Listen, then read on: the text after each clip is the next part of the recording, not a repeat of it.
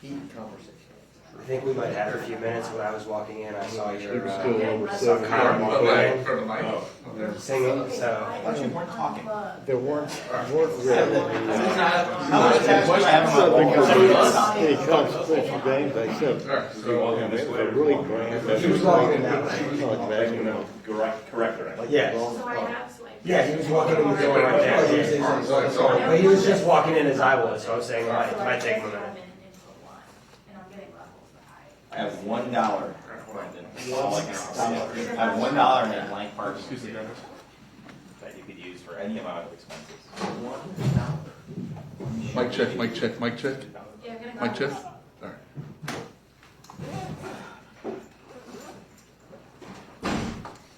So what I would do My 5 perpetual tabs is just email, Twitter, Slack, So that's on. basketball schedule. So what is this plugged into? This is plugged into. So you can put one, so this is one, right? And then the time of the season, Ken Palm PFI. I usually do. 2 emails, working regular, tweet deck, Q. Oh, Yes. Actually, it's better than the last time we had. And I use Slack on the desktop app. Kate, mic check. Kate, mic Yeah, check. getting levels. Is that the same? Is it the Same levels, yeah. Same. All right. It's our publishing system. What's that, Brent? I can't because I have multiple Slacks that Between them? but they can't overlap. Okay, it's working. My company can't know that I'm in. I got you. That makes sense.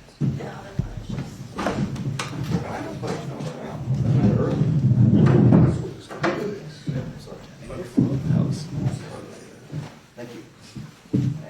Witkowski. Good. How are you? All right. All right, Galen Blaze on the right, Kyle Philpowski on the left. We'll open up for questions. Kyle, talk about the importance of rebounding tomorrow night. Well, I mean, just historically, Kansas has always had a couple of big guys that are very dominant in the paint and on the glass. So I think, besides myself, just with it being a priority for the whole team to rebound the ball that way, they only get one chance to score, and we can create like that break, and get some momentum going.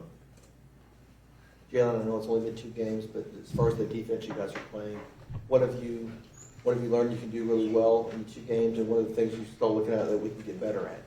Yeah, definitely. I think that's something that we've kind of made an identity for ourselves is starting on the defensive end and letting the defense translate to our offense. I think we're doing a great job just using our versatility, just keeping people out of our paint. Something that we can always get better on is communicating. We have a lot of new guys. We're playing a lot of new environments with a huge crowd, so it's kind of hard to hear, but just being able to communicate and just be able to talk to each other on the court. Jalen, how much pride have you guys taken in the backcourt of taking Jacksonville and USC Upstate's best guards kind of out of the game offensively? Yeah, it's something that Jeremy, Tyrese, and I always talk about. When we have a matchup, we try to attack that matchup and prevent them from scoring. And that a lot of times, if we can keep the guards out of the game, I think it helps out a lot for our defense. A lot of the stuff happens with the guards and applying a lot of pressure, making it hard for them to get into their offense. So I think we take a lot of pride defensively because then our offense will just translate and come from that.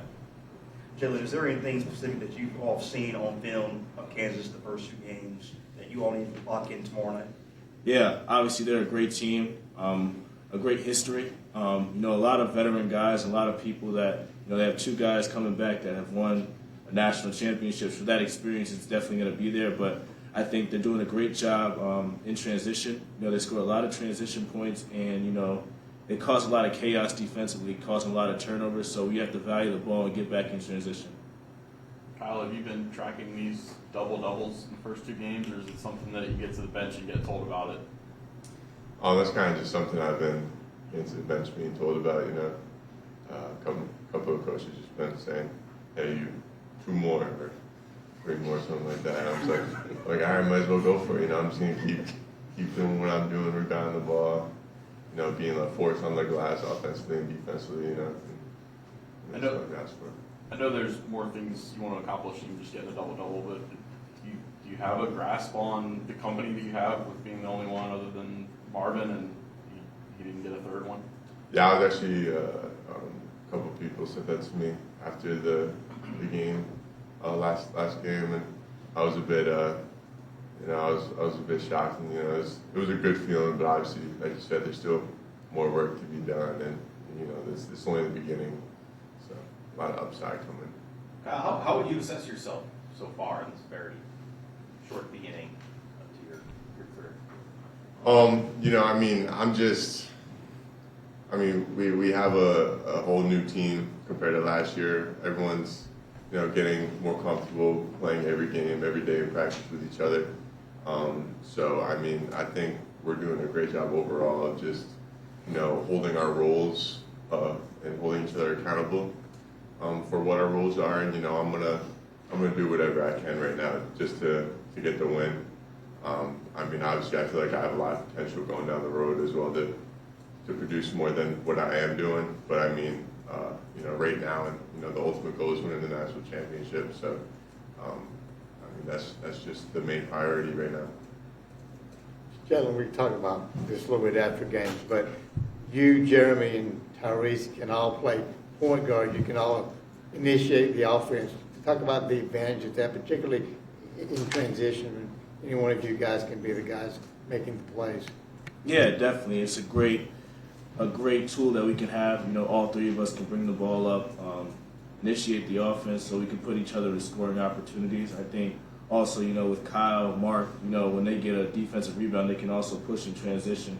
So I think we have a great balance of just playing off each other, you know, on and off the ball, and you know, we can create scoring opportunities for each other, get in the paint, and you know, we're just very unselfish in that way. Jake Granderson seems to be kind of the connector between the big guys and the perimeter. He can do a little bit of everything.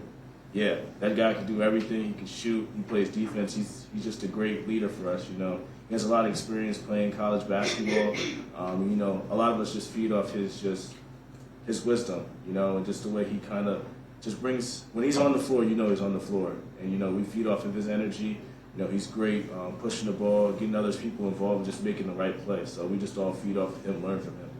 When you talk about his experience, is that like stories he tells, or just the fact that he's been around for like 19 years? Yeah, I think he's been around for like 25 years or something. So, but you know, yeah.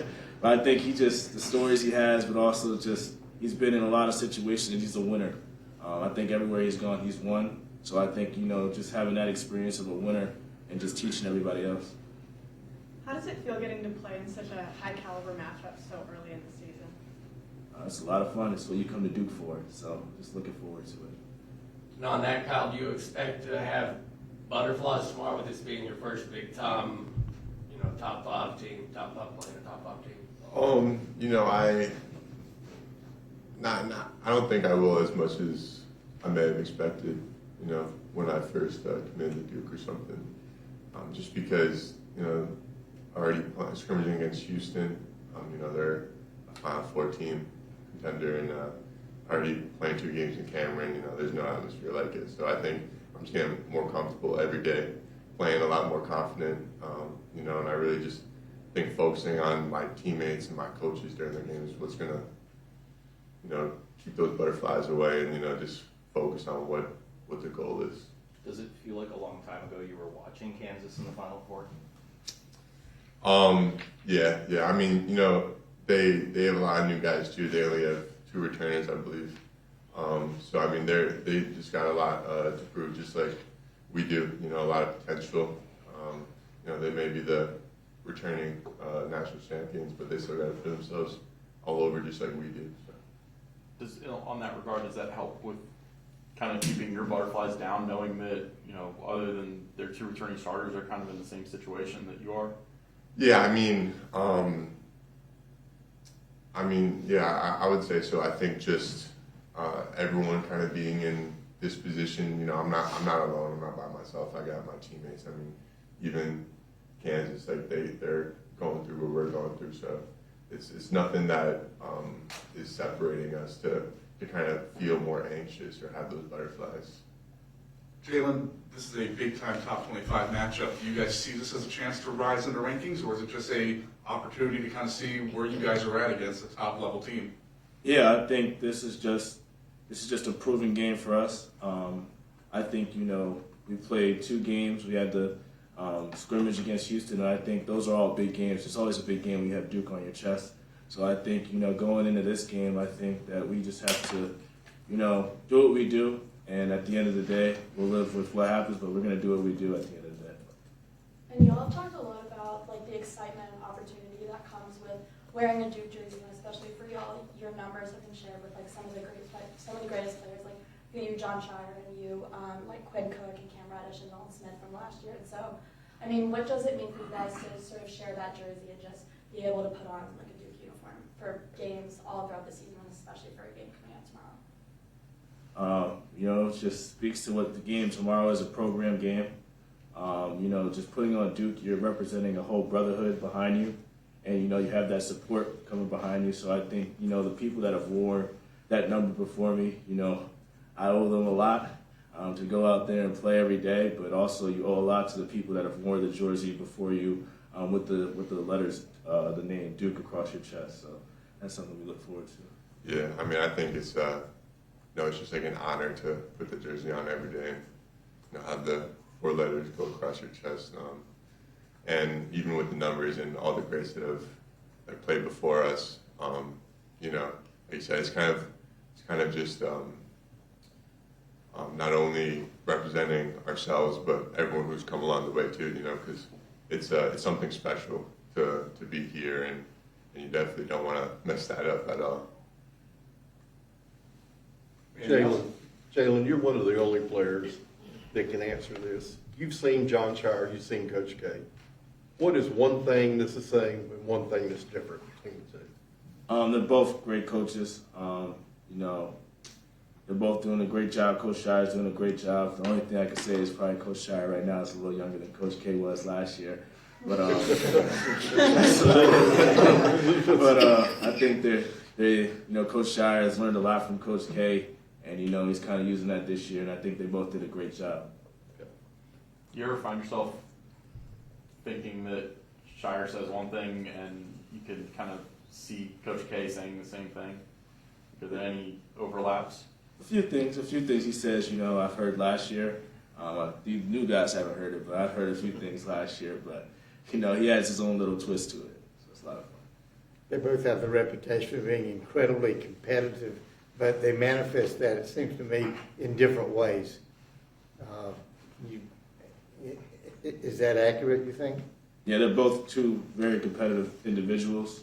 You know, they all want to win, so do we. So I think it all represents in how we play. At the end of the day, their competitive is fuel to us. Yeah, but we haven't seen John tear off his jacket and slam it down the floor and go out and start screaming at the refs yet.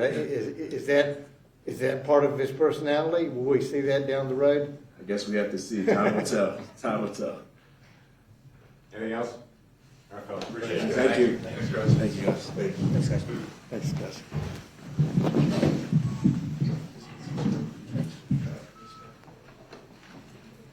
Of course, wearing the pullovers, he's not going to be able to do that anyway. Otters?